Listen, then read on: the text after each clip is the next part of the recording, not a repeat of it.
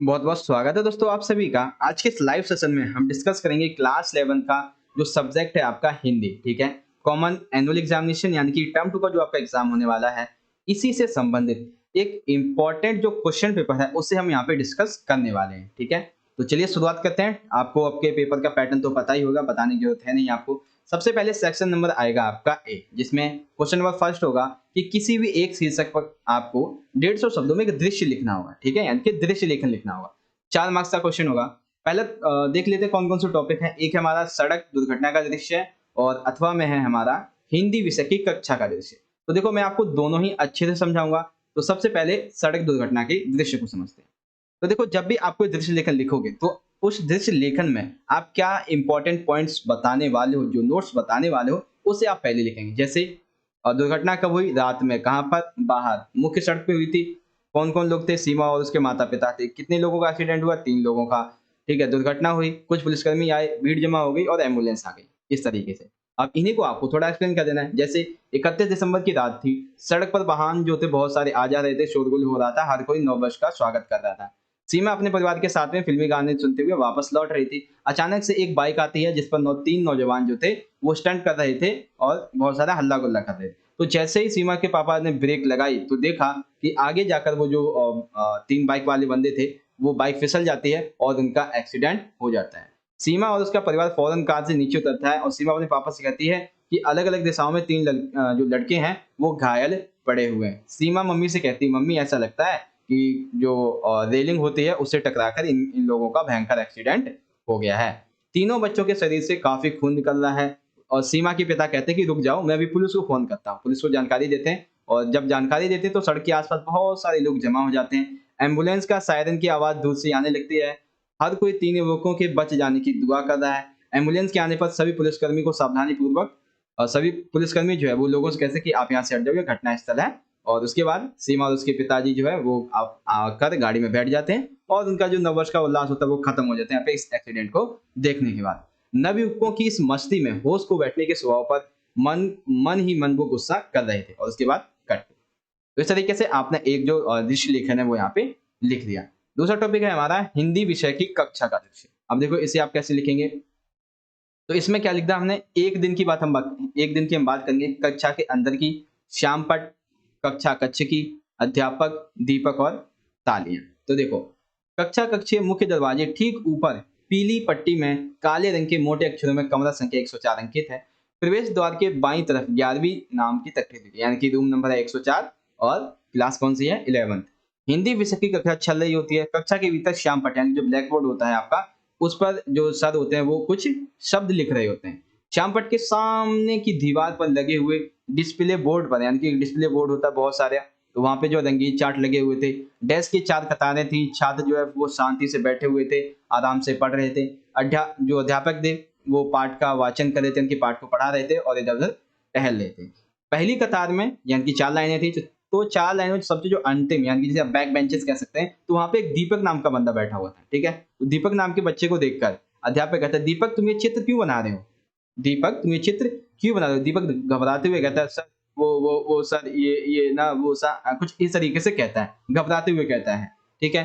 तो इसके बाद जो कक्षा मतलब जो बच्चे होते हैं वो दीपक को देखकर काफ़ी हँसने लगते हैं। अध्यापक बड़े प्यार से कहता है, ज़रा दिखाओ तो क्या चित्र बनाया है तुमने? अरे वाह! ये तो बहुत ही अच्छा आपने प्राकृतिक दृश्य से बनाया है। इसका उपयोग हम जो है आपकी जो कविता है बादल को घिरते देखा, इस कविता में हम ज़रूर करेंगे। ठीक है? सभी बच्चे दीपक के लिए तालियाँ बजाएँगे और दीपक भी खुश हो जाता है। क्लास जो है वो तालियों से गूंज उठती है। उसके बाद अध्यापक दीपक से कहते हैं, दीपक अब इस बात को समझो कि ये चित्र जो है वो आप छुट्टी के टाइम पे बना लेना, जब आपके पास अवकाश हो। अभी जो है आप पाठ पर ध्यानपूर्वक इसको समझिए। दीपक भी कहता है, ठीक है सर, मैं मेरी गलती होगी, मुझे माफ कीजिए, अब मैं पाठ पर ध्यान दूंगा। अध्यापक जो है वो खुशी खुशी अपना पाठ सुनाने लगता है और आगे बढ़ जाता है और उसके बाद लिख देंगे कट। तो इस तरीके से आपको ये समझ में आ गए। 2 टॉपिक थे आपके दृश्य लेखन से संबंधित, ये हमने यहाँ पे कंप्लीट कर लिए।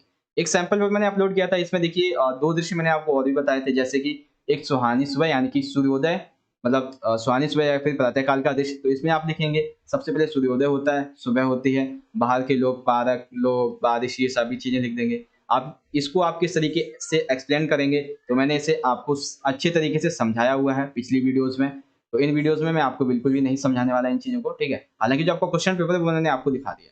उसके बाद यहाँ पे आता है रविवार साप्ताहिक दृश्य, साप्ताहिक बाजार का दृश्य। तो आप इसे जो है इतना यहाँ से इजीली से पढ़ सकते हैं अगर आप पढ़ना चाहें तो। ठीक है, चलो हमारा जो ऑफिशियल है इस पे आ जाते हैं। अब हमारा जो क्वेश्चन नंबर सेकंड है इसकी हम बात करते हैं। ठीक है, सेकंड क्वेश्चन में देखिए हमारा यहाँ पे है कि तिलक नगरी सर्वोदय बाल विकास अलकापुरी में, ठीक है, इस अलकापुरी स्कूल में हिंदी शिक्षक के पद रिक्त है। अपनी योग्यताओं का उल्लेख करते हुए इस पद पर नियुक्ति हेतु आवेदन पत्र लिखे। तो सबसे पहले में क्या लिखना है, आवेदन पत्र लिखना है। तो देखते हैं भाई आवेदन पत्र कैसे लिखेंगे। परीक्षा 1 काखागा रोड और नई दिल्ली, और उसके बाद डेट लिख देंगे। अब ये प्रति का मतलब होता है कि जो एडवर्टाइजमेंट आपने देखा है उसके लिए लिखते हैं। प्रधानाचार्य जी सर्वोदय बाल विकास अलकापुरी स्कूल तिलक नगरी। विषय क्या है, विषय है हमारा हिंदी शिक्षक के पद हेतु पद के नियुक्ति हेतु पत्र। तो देखा अभी तक आपने जो भी ये आपने एड्रेस लिखा है इतना, इसमें आपको बिल्कुल भी कुछ नहीं चेंज करना है। बस क्या चेंज करना है आपको, जो स्कूल का नाम दिया होगा तो नाम चेंज कर देंगे, चाहे तो आप सेम भी लिख सकते हैं। और अगर हिंदी शिक्षक है तो हिंदी है, दिल्ली विद्युत बोर्ड है तो दिल्ली विद्युत बोर्ड हो जाएगा, जल बोर्ड है तो जल बोर्ड हो जाएगा। इस तरीके से आप लिख देंगे। ठीक है, और यहाँ पे लिखेंगे मान्यवर यानी कि महोदय। अब देखो ये वाला जो आपका इतना पार्ट आता है, ठीक है, इतना पार्ट, इस पार्ट को आप चाहें तो पूरा का पूरा यहाँ से कॉपी भी कर सकते हैं। ठीक है, क्यों, इसमें जो है वो आपको सिर्फ और सिर्फ आपका टॉपिक जो है वो चेंज कर देना है। जैसे कि नैतिक समाचार पत्र में दिनांक 21 फरवरी 2022 को जो आपने विज्ञापन दिया था उससे पता चला, ठीक है, क्या पता चला कि सर्वोदय बाल विकास अलकापुरी स्कूल में हिंदी शिक्षक के कुछ पद रिक्त हैं।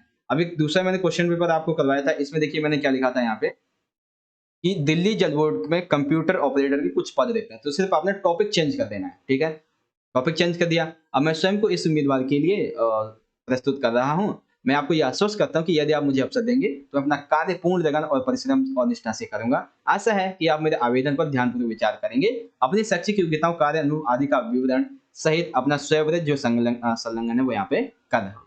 उसके बाद भवदीय, अब आप क्या क्या संलग्न करने वाले हैं वो बताएंगे। तो स्वयं है मेरा, शैक्षणिक और जो अन्य प्रमाण पत्र हैं उनकी प्रतिलिपियां हैं, पासपोर्ट आकार का एक फोटो मैं यहाँ पे आपको देने वाला हूँ। तो इस तरीके से आप ये पॉइंट्स यहाँ पे लिख देंगे।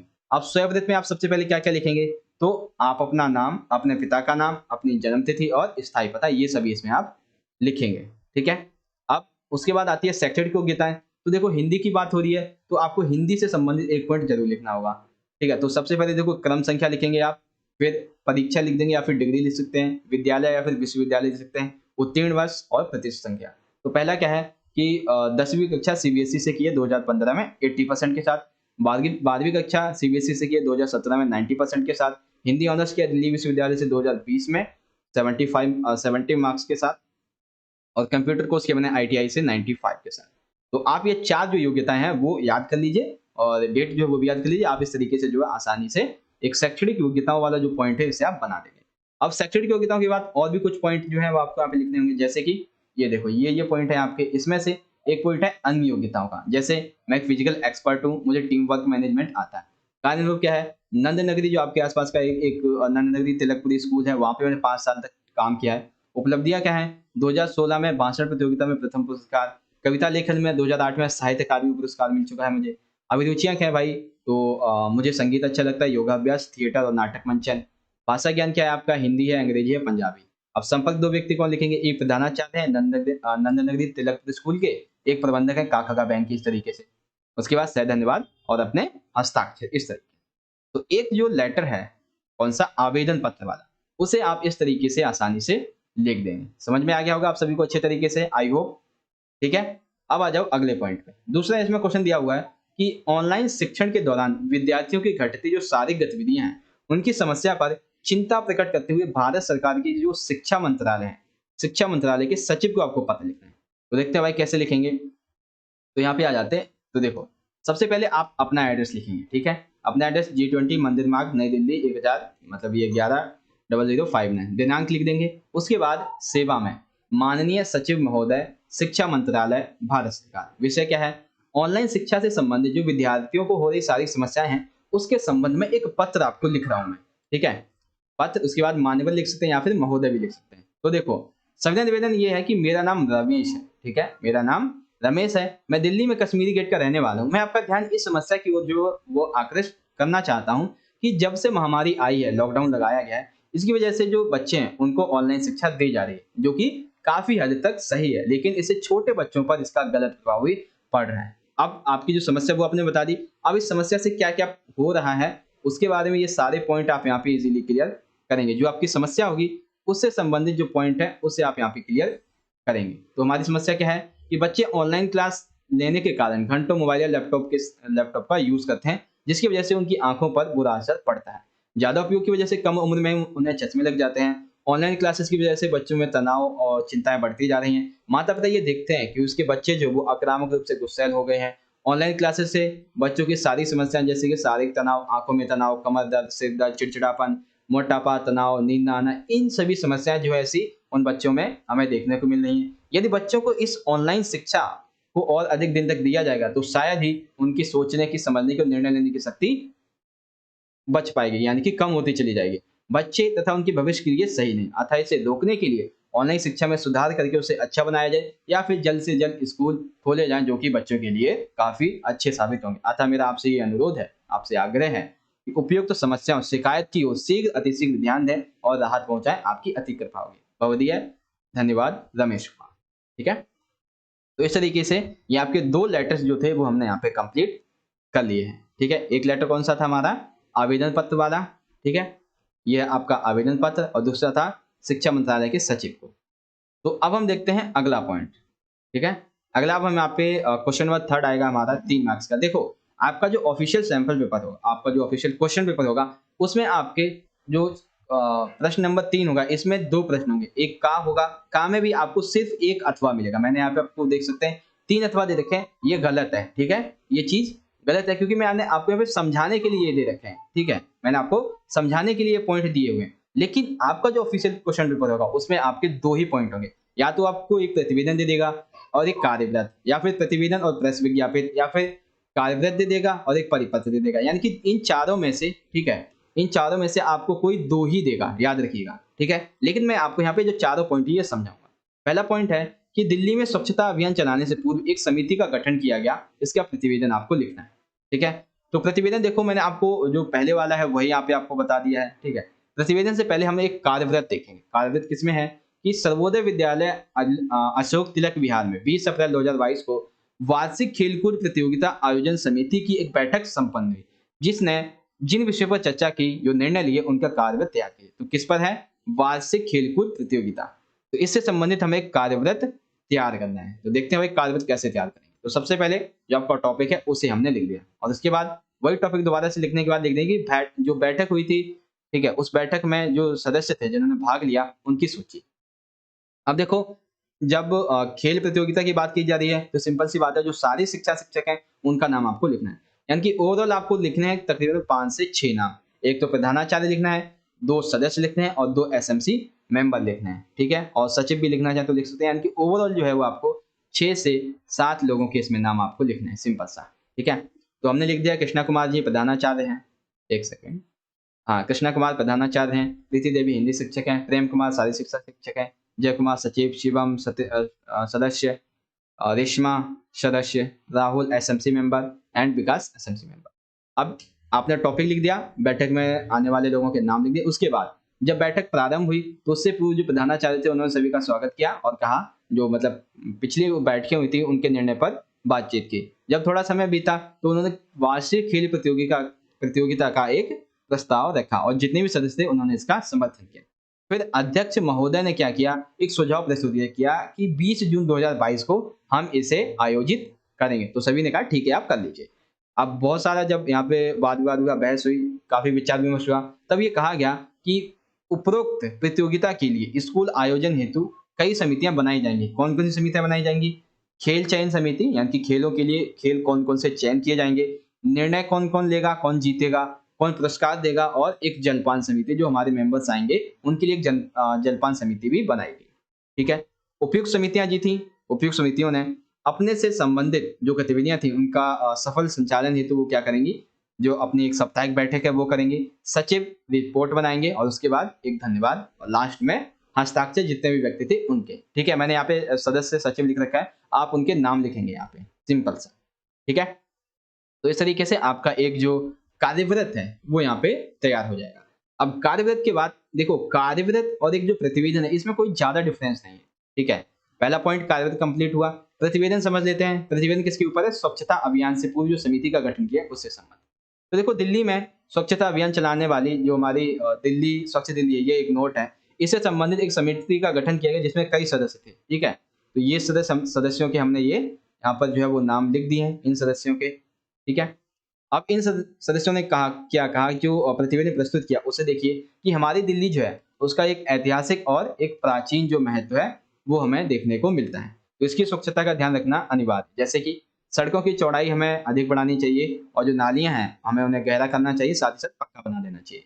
जो धार्मिक स्थल है वहाँ पे फूल, मालाएँ, पत्ते, छिलके, नारियल जो चढ़ाए जाते हैं वो हमें इधर-उधर और नदियों में नहीं फेंकने हैं। उसकी हमें जो एक खाद है वो बनाकर मतलब उन्हें जो है वो हम क्या करेंगे, ज़मीन में दबा देंगे। सड़कों के किनारे पर कुछ दूरी पर जो कूड़ेदान है वो हमें रखने चाहिए। साथ ही साथ टूटी जो सड़कें हैं हमें उनकी मरम्मत करनी चाहिए और सड़कों के किनारे पर पेड़-पौधे ये सभी जो है चौराहों पर आकर्षण जो मूर्तियाँ हमें वो लगानी चाहिए। बिजली के तारों को हमें भूमिगत करना चाहिए। पुराने और जो जर्जर इमारतें हैं, जो खराब हो सकती हैं, जो पुरातत्व की हैं, उन्हें हमें पुरातत्व विभाग को सौंप देनी चाहिए। और इन सभी जो हमने ये निर्णय लिए हैं, जो हमने ये सुझाव प्रस्तुत किए हैं, इन सभी सुझाव से संबंधित हम क्या करेंगे, प्रत्येक 2 माह के पश्चात इन सुझावों की समीक्षा करेंगे। उसके बाद एक डेट और जितने लोग थे उनके हस्ताक्षर। ठीक है? समझ में आ गया आप सभी को इस तरीके से? तो प्रतिवेदन और कार्यव्रत आप आसानी से ऐसे लिख देंगे। अब देखो एक प्रेस विज्ञापित लिखते हैं। प्रेस विज्ञापित का टॉपिक है अखिल भारतीय साहित्य एवं संस्कृति संस्थान के द्वारा आयोजित कार्यक्रमों से जुड़े जो लेखक थे और कलाकार थे, उनके पारिश्रमिक में वृद्धि करने के लिए एक प्रेस विज्ञापित। तो देखते हैं भाई प्रेस विज्ञापित आप किस तरीके से लिखेंगे। देखो प्रेस विज्ञापित आप इस तरह से लिखेंगे। सबसे पहले ऊपर लिख दिया आपने प्रेस विज्ञापित। अब सबसे पहले मतलब दूसरे पॉइंट पे क्या लिखेंगे, यहाँ पे कोने में लेफ्ट हैंड पे कि जो संस्था है वो कौन सी संस्था है, अखिल भारतीय साहित्य एवं संस्कृति बोर्ड। और टॉपिक ये है कि अखिल भारतीय साहित्य और संस्कृति संस्थान के द्वारा जो कार्यक्रम आयोजित किए गए थे उसमें जो लेखक थे, जो कलाकार थे, उनके पारिश्रम में वृद्धि वृद्धि करने का टॉपिक है। ठीक है? तो अखिल भारतीय साहित्य एवं संस्कृति बोर्ड ने फैसला लिया था कि अखिल भारतीय साहित्य एवं संस्कृति के द्वारा जो कार्यक्रम किए जाएंगे उनसे जो जुड़े जो लेखक हैं, कलाकार हैं, विशेषज्ञ हैं, उनके जो पारिश्रमिक है, जो सैलरी है, उसमें हम बढ़ोतरी करेंगे जल्दी से जल्दी। गौर कीजिएगा कि इससे पूर्व जो लेखक थे, उनके कलाकारों का पारिश्रमिक बढ़ाने के लिए 2021 में संशोधन किया गया था और पिछले कुछ वक्त से जो लेखक थे, कलाकार थे, वो शिकायत कर रहे थे कि संस्थान के द्वारा दिया जा रहा जो पारिश्रमिक है, वो बहुत कम है। ठीक है? और जो लेखक व कलाकार हैं, इन्हीं सभी की ये जो समस्याएँ थी, इनका ध्यान देते हुए इसकी तरफ क्या किया, हमने पारिश्रमिक की बढ़ोतरी की जो माँग थी, उसे स्वीकार किया और ये विश्वास जताया कि आने वाले टाइम पर जो प्रतियोगिता है वो और अच्छी होगी और आप लोगों को और अच्छे से आकर्षित करेंगे, आपकी गुणवत्ता में सुधार आएगा। इस तरीके से आप एक प्रेस विज्ञापित तैयार कर सकते हैं। एक प्रेस विज्ञापित मैं आपको और दिखाता हूँ। ठीक है? देखो ये प्रेस विज्ञापित है जो बैंक से जुड़े जो कर्मचारी थे उसके जो पैसे हैं यानी कि जो सैलरी है उसकी वेतन की वृद्धि के बारे में। तो हमने प्रेस विज्ञापित लिख दिया। एक जो परिपत्र बैंक का नाम है वो हमने यहाँ पे लिख दिया। ठीक है?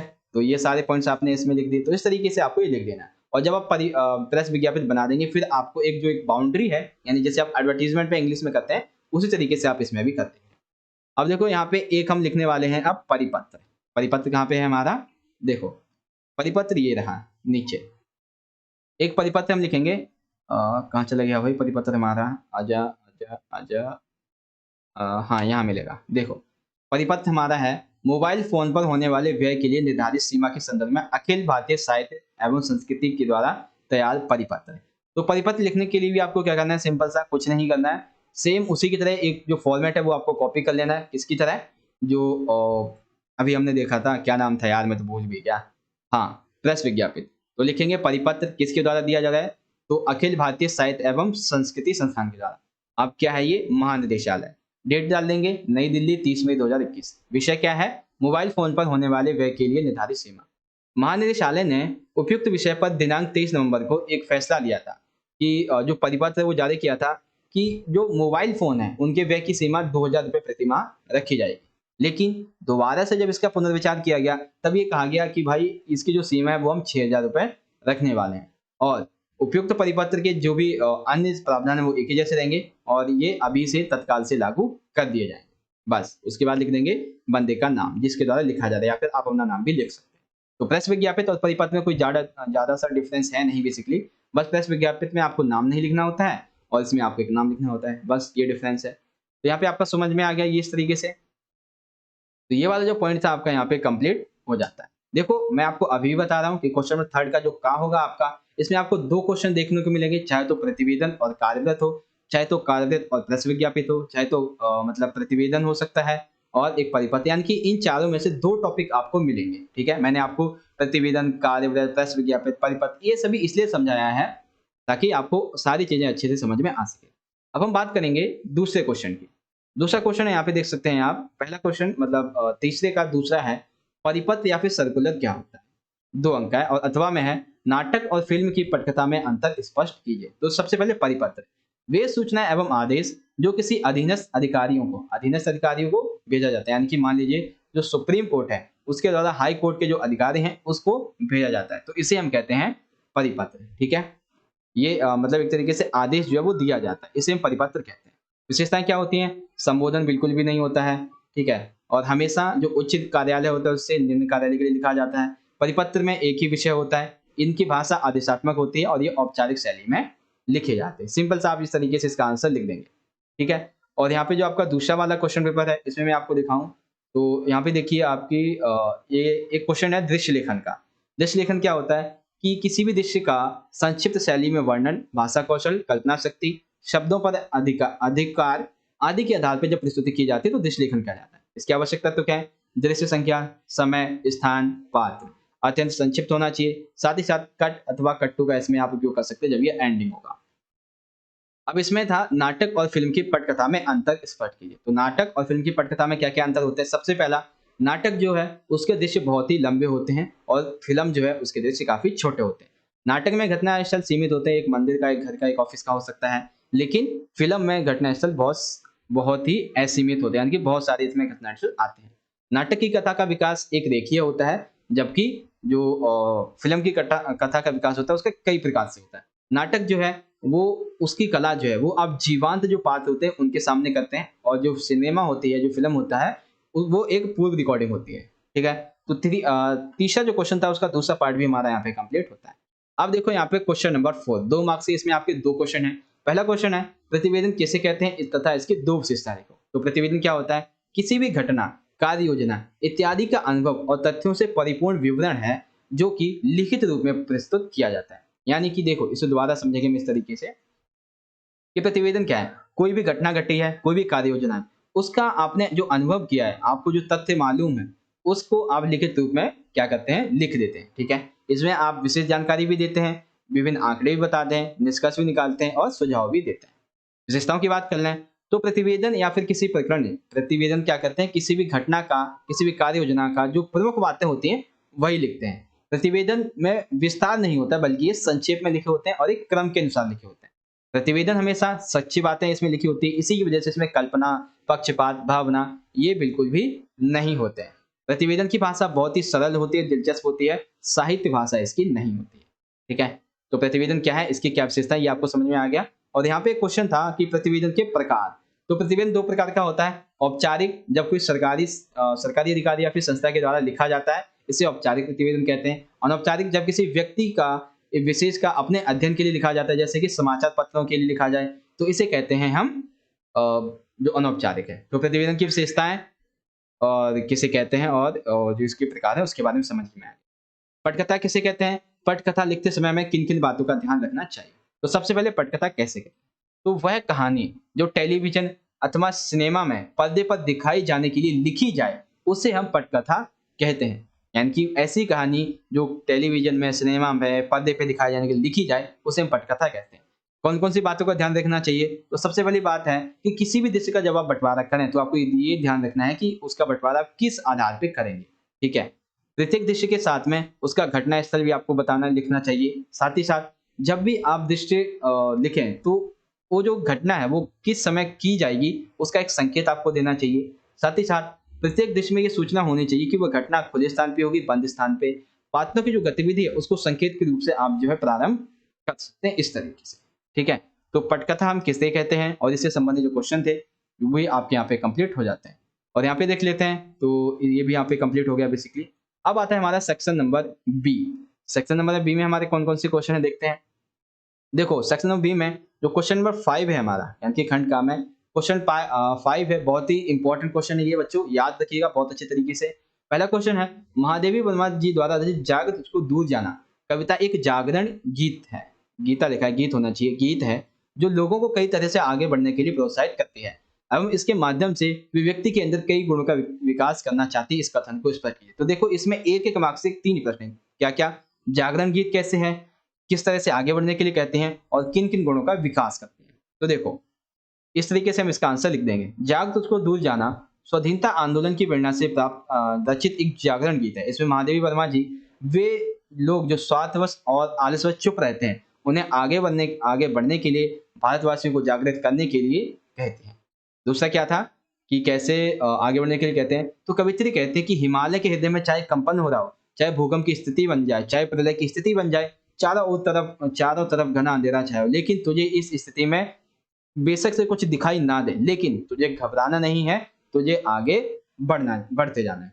कवित्री जो है वो लोगों के अंदर दृढ़ निश्चय, एक परिश्रमी, एक और निडरता, देश प्रेम और हृदय से मृत्यु का भय निकाल कर जीवन को सही उद्देश्य बताना चाहती है। इस तरह वह लोगों के अंदर लक्ष्य को पहचान कर आगे बढ़ने की एक जो कला है, जो गुण है, उसको विकसित करना चाहती है। तो बेसिकली क्वेश्चन नंबर जो आपका फर्स्ट था, इसमें आपके 3 प्रश्न है जो कि हमने कंप्लीट कर लिए।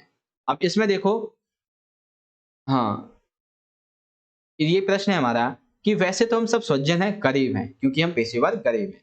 धूमिल का इससे क्या आशय है? अमीर होते तो क्या सज्जन गरीब नहीं होते हैं? देखो इसका आंसर बहुत अच्छे तरीके से मैं आपको समझाऊंगा। देखो गरीबी जो है वो क्या करती है, रिश्तों में खिंचाव पैदा कर देती है। ठीक है, कवि ने ये बात सोच समझकर कही है। कवि का परिवार 5 सदस्यों का है और सब एक दूसरे से खिंचे अवश्य हैं, परंतु उनमें आत्मीयता है। वे सभी अलग नहीं है। गरीबी की वजह से आंखों के माध्यम से वे एक दूसरे से जुड़े हुए हैं। कोई किसी से कुछ नहीं कहता, बस उनकी आंखें एक दूसरे को देख रही हैं और उनके हृदय में व्याप्त जो दुख है, जो दर्द है, जो प्रसन्नता है, उसका वो आभास कर लेते हैं। तो गरीबी में इस तरीके से एक परिवार जो है चलता है।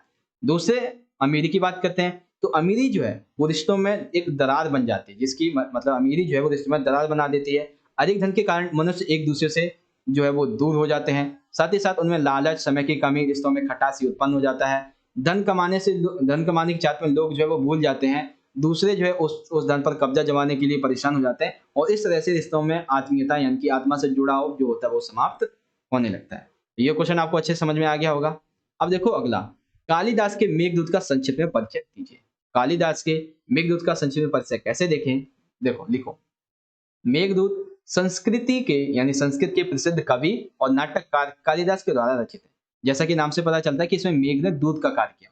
तो ये क्या है? एक प्रेम कहानी है जिसमें धनपति कुबेर ने एक यक्ष को अपनी नगरी अलकापुरी से 1 वर्ष के लिए निकाल दिया था किसी कारणवश। यक्ष जो था वो दक्षिण दिशा में स्थित रामगिरी में एक आश्रम था, वहां पे रहने लगा था। जैसे ही 8 महीने बीते, वर्षा की ऋतु आई, तो उसे अपनी पत्नी की मतलब वो अपनी पत्नी की विरह में काफी व्याकुल होने लगा। ऐसे में वह अपनी पत्नी के पास जाना चाहता था, उसे संदेश पहुंचाना चाहता था।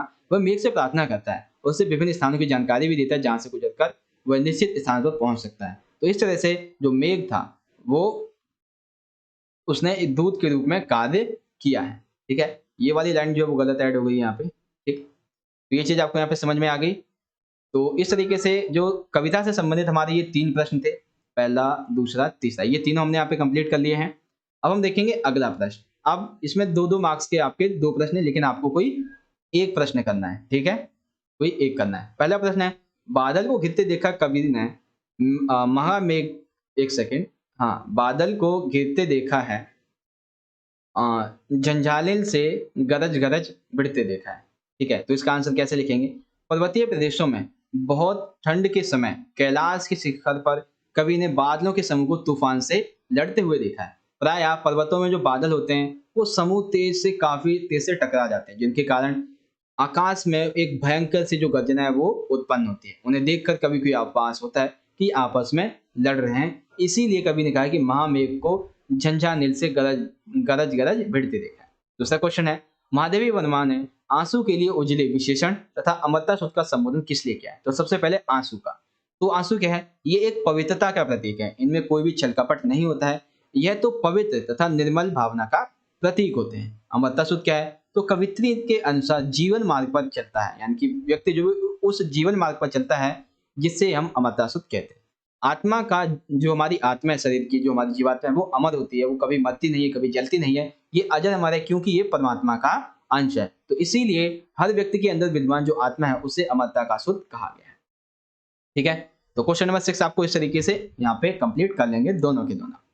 क्वेश्चन नंबर 7 देखते हैं। 7 है, आपको किन्हीं दो प्रश्नों के उत्तर लिखने हैं। सबसे पहला है, कहानी का शीर्षक गूंगे है जबकि कहानी में गूंगा एक ही पात्र है। इसके माध्यम से जो लेखक है उसने समाज की किस प्रवृत्ति को संकेत किया है? तो आंसर देखते हैं। गूंगे कहानी में गूंगे किशोर के माध्यम से लेखक ने जो शोषित पीड़ित मानव है उसकी अवस्था का चित्रण किया गया है। ऐसे विकलांगों के प्रति व्याप्त जो संवेदनहीनता है उसको रेखांकित किया है। ऐसे व्यक्ति जो देखते हुए भी सुनते हुए प्रतिक्रिया व्यक्त नहीं कर सकते हैं उन्हें गूंगे के समान कहा गया है। लेखक के अनुसार आज का जो समाज है वो अन्याय के प्रति गूंगे के प्रति क्या हो गया? उपेक्षित हो उठा है। समाज में आज बुराइयां देखने को हमें मिलती हैं, सुनने को मिलती हैं, तो ये सभी क्या है? गूंगेपन और बहरेपन के समान है।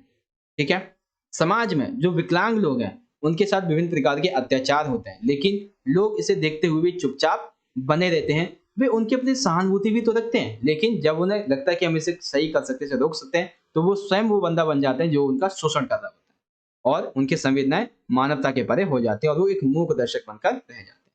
तो लेखक ने इस गूंगे कहानी के माध्यम से ये कहा है कि ऐसे लोगों की तरफ मैं जो है वो एक कटाक्ष करना चाहता हूँ। ठीक है, ये चीज यहाँ पे कही गई है। दूसरा क्वेश्चन है, ज्योतिबा फुले का नाम समाज सुधारकों की सूची में क्यों शुमार नहीं किया जाता है? तर्क सहित उत्तर लिखिए। तो इसका आंसर बहुत सिंपल था है कि सूची बनाने वाले जो लोग थे वो उच्च संभ्रांत वर्ग और ब्राह्मणवादी मानसिकता के समर्थक होंगे। वे नहीं चाहते होंगे कि ज्योतिबा फुले के जो क्रांतिकारी विचार है, मानवतावादी विचार, वे आम जनता तक पहुंचे, क्योंकि अगर ये पहुंचे तो इन विचारों से प्रभावित होकर समाज के जो निम्न वर्ग है उन निम्न वर्ग पर इन लोगों का जो वर्चस्व है वो एक तरीके से खत्म हो जाएगा। ज्योतिबा फुले की जो शिक्षा नीति थी वो हमें ये बताती है कि शिक्षा पर किसी का भी एक अधिकार नहीं है, वो दलित, शोषित, निम्न वर्ग सभी को पढ़ने का अधिकार देती है। साथ ही साथ वो स्त्री स्वतंत्रता, समानता, शिक्षा और उनके अधिकार की बराबर बात करती थी। यदि शिक्षा के द्वारा समाज में परिवर्तन हुए तो समाज में उच्च वर्ग, ब्राह्मणवादी सोच, इस पर एक बहुत बड़ा प्रहार होगा। अतः जो शिक्षा नीति थी सावित्रीबाई फुले की, ये उच्च वर्ग के खिलाफ थी, इसीलिए उनका नाम जो है समाज सुधारकों की सूची में नहीं लिया जाता। अगला क्वेश्चन है, सूबे सिंह के संपर्क में आने पर किसने के व्यवहार में क्या परिवर्तन आया और क्यों आया? तो देखो, सूबे सिंह कौन है? तो ये भत्ता मालिक मुख्तार सिंह का बेटा अध्यक्ष है। उसने किसने को उस दफ्तर में सेवा टहल का काम दिया था। धीरे धीरे वो क्या थी, वो मिट्टी का काम छोड़कर, गादी मिट्टी का काम छोड़कर ऑफिस में रहने लगी। इससे क्या हुआ, किसने के बाद बहुत सारी सुविधाएं आने लगी जिसके लोग सोच भी नहीं सकते थे।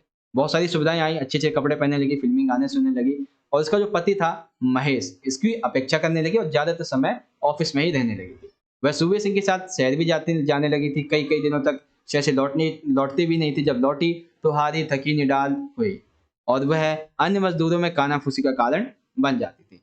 तो लोग कहते थे कि ये कुछ सुविधाओं की वजह से शोषण के जिस गलत रास्ते पर चल चुकी है वो उससे लौटना काफी मुश्किल है। ठीक है, तो बड़े बड़े जो आपके 3 प्रश्न थे वो हमारे यहाँ पे कंप्लीट हो जाते हैं। अब देखते हैं क्वेश्चन नंबर 8। क्वेश्चन नंबर 8 देखते हैं हमारा क्या है। 8 में है, सावित्रीबाई के जीवन से प्रेरित सावित्रीबाई के जीवन में क्रांतिकारी परिवर्तन किस प्रकार से आए थे, क्रमबद्ध लिखिए। तो सावित्रीबाई के जीवन में क्रांतिकारी परिवर्तन उनके विवाह के पश्चात आए थे। कैसे? विवाह के बाद उनके पति ने सबसे पहले उन्हें पढ़ाना आरंभ किया था। इसके लिए उन्हें ज्योतिबा फुले ने मराठी और अंग्रेजी भाषाओं में शिक्षा दी। साथ ही साथ सावित्रीबाई अपने साथ जो पुस्तकें लाई थी उनको उन्होंने पढ़ना शुरू कर दिया था। अपने पति के साथ मिलकर उन्होंने एक कन्या विद्यालय की भी स्थापना की। विद्यालय खोलने के कारण सावित्रीबाई को उनके सास, ससुर, इन सभी ने घर से निकाल दिया था। इसके बाद दोनों ने मिलकर शुद्ध जाति लोगों के लिए निडर होकर काम करना शुरू कर दिया। इसलिए शिक्षा, सभी के लिए समान अधिकार, सम्मान पूर्वक जीवन जीने का अधिकार, ऐसे कई आंदोलन चलाए और उन्हें इस पर सफलता भी मिली। तो इस तरीके से कह सकते हैं सावित्रीबाई के जीवन में जो क्रांतिकारी परिवर्तन आए वो उनके विवाह के पश्चात आए थे। उसके बाद, चलिए लोग हमारा घर ना बढ़ने देंगे, सुखिया के इस कथन के आधार पर कहानी की जो मूल संवेदना है उसको स्पष्ट कीजिए। तो कहानी की मूल संवेदना इस तरीके से कह सकते हैं कि खानाबदोश कहानी में सुखिया तथा मानव जो है वो शोषण के खिलाफ एक जिंदगी जो जी रहे हैं उसके बारे में बताया जाता है। और बेसिकली यहाँ पर जो इसकी मूल संवेदना है वो है शोषण। ठीक है, मूल संवेदना है इसकी शोषण, सिंपल सा। अब देखो, सुखिया तथा मानव जो है वो मजदूर वर्ग का और यानी कि शोषण वर्ग का, और जो सूबे सिंह में पूंजीपति वर्ग यानी कि जो शोषित वर्ग है, शोषण मतलब शोषण करने वाला जो है। ठीक है, ये वो है जो शोषित हो रहा है, ये वो है जो शोषण कर रहा है। सुखिया और मानव का सपना था कि वो अपना घर बनाए। वे दिन रात मेहनत भी करते थे, लेकिन सूबे सिंह को ये ठीक नहीं लगता था, क्योंकि ऐसे लोग जो सूबे सिंह जैसे पूंजीपति वर्ग लोग हैं वे ये चाहते हैं कि जो श्रमिक जिस दशा में रह रहा है उसी दशा में बना रहे और उनका काम चलता रहे। ठीक है? खानाबदोश कहानी में मानव व सुखिया अपनी दशा को सुधारने के लिए खानाबदोश जीवन जो से मुक्ति पाने के लिए सूबे सिंह उन्हें तरह तरीके से तंग करता है और उनके सपने तोड़ देता है, लेकिन वो हार नहीं मानते हैं और वहां से दूसरी जगह चले जाते हैं। ठीक है? तो ये आपका क्वेश्चन नंबर 8 जो था ये आपका यहाँ पे कंप्लीट हो जाता है कंप्लीट। अब देखते हैं क्वेश्चन नंबर 9। 9 बेसिकली यहाँ पे देखिए हमारा क्वेश्चन है। 9 में पहला प्रश्न है 1 मार्क्स का है आपका ये कि लेखक जन्मजात कलाकार है। इस आत्मकथा में ये कहाँ उद्घटित होता है? तो देखो जब लेखक जो बोर्डिंग स्कूल में पढ़ने जाता है, ठीक है? और जब उसकी हिंदी चित्रकला की जो कक्षा है वो चल रही होती है और चित्रकला के जो शिक्षक थे वो कहते हैं कि मैंने ब्लैक बोर्ड पर जो चिड़िया बनाई है इसे सभी बच्चे बनाएंगे। तो सिर्फ और सिर्फ लेखक ही है जो उसकी हूबहू प्रतिलिपि उतारता है और लेखक को इसके लिए 10 में से 10 अंक दिए जाते हैं। तब अध्यापक को एहसास होता है कि इसके अंदर एक कलाकार छुपा हुआ है। तो सिंपल सा इस तरीके से आप लिख देंगे। शरद और उसके पिता मोतीलाल, इनके स्वभाव में क्या क्या समानताएं नजर आती हैं, इसको उदाहरण सहित स्पष्ट कीजिए। तो देखो शरद जो था वो अपने पिता के समान साहित्य पढ़ने के लिए शौकीन था। उसने अपने पिता की जितनी भी पुस्तकालय की जो पुस्तकें थी वो सभी पढ़ ली थी। शरद के पिता स्वतंत्र व्यक्ति थे, यानी कि स्वतंत्र स्वभाव के व्यक्ति थे और शरद भी ऐसा ही था। नाना के जो बंधन थे उसे कभी रोक नहीं पाए। इसी तरीके से शरद और उसके पिता दोनों ही लोगों को एक समान दृष्टि से देखा करते थे, कोई छोटा कोई बड़ा हैसियत में नहीं होता था। वह पिता के समान यायावर यानी कि घूमने वाला जो बंदा होता है उस तरीके का था। वो एक स्थान पर टिककर नहीं जीता था, इस तरीके से। तो एक एक मार्क्स के आपके 2 क्वेश्चन थे क्वेश्चन नंबर 9 में। आप यहाँ पे इजीली तरीके से इसका आंसर लिख देंगे। अगला देख लेते हैं। अब 3 क्वेश्चन आपके 3-3 मार्क्स से, लेकिन आपको 2 करने हैं। ठीक है? पहला प्रश्न है दुकान पर बैठे बैठे मकबूल के भीतर क्रियाकलाप किन बातों से अभिव्यक्त होता है तथा कला के प्रति लोगों का नजरिया पहले कैसा था और अब कैसा। यानी कि इसमें देखो एक जो है मार्क्स आपका इसका है, 2 मार्क्स आपके इसके हैं। ठीक है? तो देखो मकबूल जो था वो दुकान पर बैठे बैठे भी क्या करता था, ड्राइंग तथा पेंटिंग में अपना सारा ध्यान लगाता था। वह अपने आसपास आने वाले जितने भी लोग थे उनका स्केच बनाता, जैसे कि गूंगा टोड़े मेहतरानी पैंच वाली पगड़ी पहने, गेहूं की बोरी उठाने वाला मजदूर जो है, सिजदे के निशान, दाढ़ी युक्त पठान, जो बकरे का बच्चा है, इन सभी का स्केच वो बनाया करता था। तो इससे हम कह सकते हैं कि उसका सारा ध्यान किस पे होता था, ड्राइंग पर। कला के प्रति लोगों का नजरिया बदला है तो कैसे लिखेंगे? पहले लोग अब जो है वो लोग कला की अधिक कदर करते हैं। ऐसा ऐसा नहीं था कि पहले नहीं करते थे, पहले करते थे, लेकिन ये सीमित थी। कहाँ तक? राजे महाराजा और अंग्रेजी अफसरों की शोभा तक। उसके बाद आज कला का भी और जो उस कला का कलाकार है उसका सम्मान किया जाता है। अब शिक्षा में भी इसे अभिन्न अंग बना दिया गया है। आज ये जीविका का एक मजबूत साधन है। विभिन्न स्थानों पर कलाकार आज उसके माध्यम से पैसा, नाम, दौलत, शोहरत ये सभी कमा रहे हैं। आम आदमी भी इसमें रुचि रखता है। वह बेशक प्रसिद्ध कलाकारों की जो उनके हाथों के द्वारा बनाए गए चित्र होते हैं उसे नहीं ला पाता, लेकिन उसकी प्रतिलिपि लगाता है। तो इन सभी के आधार पे हम कह सकते हैं कि कला के प्रति लोगों का जो नजरिया है वो अब बहुत ही ज्यादा बदल गया है। ठीक है? सेकंड क्वेश्चन क्या है कि उस समय वो सोच भी नहीं सकता था कि मनुष्य को दुख पहुंचाने के अलावा साहित्य का कोई उद्देश्य हो सकता है। लेखक ने ऐसा क्यों कहा? आपके विचार से साहित्य के क्या क्या उद्देश्य हो सकते हैं? तो देखो शरद चंद्र जो था उसे बचपन में साहित्य बहुत दुखदायी लगता था। क्यों? क्योंकि विद्यालय में उसे सीता वनवास, चारु पाठ, सद्भाव, सद्गुण, प्रकांड, व्याकरण ऐसी बहुत सारी साहित्यिक रचनाएं पढ़ाई जाती थी जो कि शरद चंद्र को बिल्कुल भी अच्छी नहीं लगती थी और पंडित जी के द्वारा रोज उसे परीक्षा दिए जाने पर भारी मार भी खानी पड़ती थी। अतः उसे बचपन था उसमें साहित्य इसीलिए दुखदायी लगता था। यही कारण है कि उसे जो बचपन में साहित्य था उसको लगता था इसका उद्देश्य जो है वो लोगों को दुख पहुंचाने के अलावा और कुछ हो ही नहीं सकता। उसके बाद इसका हम लिखेंगे उद्देश्य क्या हो सकते हैं? तो उद्देश्य हो सकता है ये कि उत्तम साधन है मनोरंजन, मनोरंजन का समय अच्छा व्यतीत हो जाता है। यदि आप अच्छा साहित्य पढ़ते हैं तो मनुष्य का ज्ञान बढ़ता है, उसकी सोच को नई दिशा मिलती है। साहित्य एवं इसके साहित्य में क्या होता है? इतिहास संबंधी बहुत से तत्व विद्यमान होते हैं। साहित्य के माध्यम से इतिहास की सही जानकारी मिलती है। साहित्य पढ़ने से व्याप्त जो सामाजिक मान्यताएं हैं, जो विषमताएं हैं, जो कमियां हैं, जो खूबियां हैं, उनको हम जान सकते हैं। इस तरीके से आप इसका आंसर लिख देंगे। ठीक है? अब इसमें तीसरा क्वेश्चन देख लेते, सबसे आखिरी है यहाँ पे कि जो रुदन के विभिन्न रूपों को पहचानता है वह साधारण बालक नहीं है। बड़ा होकर वह निश्चय ही मन स्थिति के व्यापार में प्रसिद्ध होगा। अघोर बाबू की इस टिप्पणी की व्याख्या कीजिए। तो चलते भाई देखते हैं कैसे लिखेंगे। तो अघोर बाबू की टिप्पणी क्या है? टिप्पणी ये है कि जो रुदन के विभिन्न रूपों को पहचानता है वह साधारण बालक नहीं है, तो बड़ा होकर निश्चित ही मन स्थिति के व्यापार में प्रसिद्ध होगा। अघोर बाबू जी थे वो ये जानते थे कि साहित्य सृजन के लिए मनुष्य के अंदर एक संवेदनशीलता होनी आवश्यक है, जो कि शरद के अंदर अभी से ही विद्यमान है। छोटे से जब उसके अंदर ये संवेदनशीलता का गुण है, वह अपने आसपास के वातावरण का सूक्ष्म पर्यवेक्षण कर सकता है। अतः अघोर बाबूजी जानते थे ये बालक जो है वो बड़ा होकर इसके अंदर ये जो क्षमता अभी मौजूद है, आगे चलकर ये इसके लिए काफ़ी अच्छी होगी और ये बंदा प्रसिद्ध होगा। और ऐसा बालक जो है वो संवेदना से परिपूर्ण होगा और उससे संवेदना को जो है पात्रों के माध्यम से कागज़ पर उकेर सकेगा और आगे चल के ये जो कथन है वो उनका सत्य भी साबित होता है। ठीक है? तो इस तरीके से आपका ये क्वेश्चन पेपर यहाँ पे खत्म हो जाता है और ये क्वेश्चन नंबर 9 जो था वो भी आपका यहाँ पे कंप्लीट हो जाता है।